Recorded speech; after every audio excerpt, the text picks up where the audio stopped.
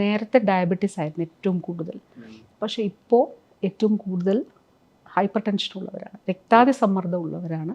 ഇപ്പോൾ നമ്മളുടെ പുതിയ കേസസ് വരുമ്പോഴും വലിയ രീതിയിൽ BP ഉള്ളവരാണ് ഏറ്റവും കൂടുതൽ. ഡയബറ്റീസിന് മുകളിലേക്ക്, അതായത് ഇൻക്രീസിന്റെ ഒരു ഗ്രാഫ് നമ്മൾ നോക്കിയാൽ, രോഗത്തിന്റെ റേറ്റ് ഓഫ് ഇൻക്രീസ് നോക്കിയാൽ അത് കൂടുതൽ ഹൈപ്പർ ടെൻഷനാണ്. അത് വലിയ വ്യത്യാസമുണ്ട്. എന്താ മെഡിക്കൽ എക്സ്പെർട്സ് എന്താ അതിന് കാരണമായിട്ട് പറയാം? ഒന്ന്, നമ്മുടെ പ്രമേഹം എനിക്ക് കുറച്ച് എളുപ്പം മനസ്സിലാവും. കാരണം വെച്ചാൽ ഭക്ഷണത്തിന്റെ ലൈഫ് സ്റ്റൈലിന്റെ ഇമ്മീഡിയറ്റ് ആയിട്ടുള്ള റിയാക്ഷൻ.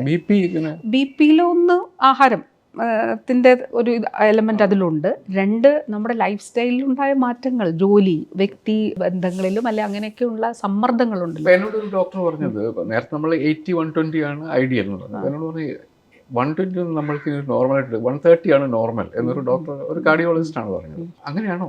യെസ്, അത് ശരിയാണെന്നുള്ളതാണ് നമ്മുടെ ഡേറ്റ കാണിക്കുന്നത്. അതായത് വ്യക്തിക്കുള്ള സമ്മർദ്ദങ്ങൾ കൂടുന്നു എന്നുള്ളതാണ് ഒരു ലേമൻ ഇതിൽ പറയാൻ കഴിയും. കുറച്ചുകൂടി എക്സ്പേർട്സ് പറയുന്നത്, നമ്മുടെ ഇതിൽ പറയുന്നത് ഇത് തന്നെയാണ് അവർ ചൂണ്ടിക്കാണിക്കുന്നത്.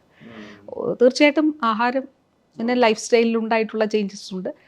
പിന്നെ അല്ലാതെ ഒരു വ്യക്തിയിൽ ഉണ്ടാകുന്ന മാനസികവുമായിട്ടുള്ള സമ്മർദ്ദങ്ങളൊക്കെ ഇതിന് വലിയ രീതിയിൽ കൂടിയിട്ടുണ്ട്.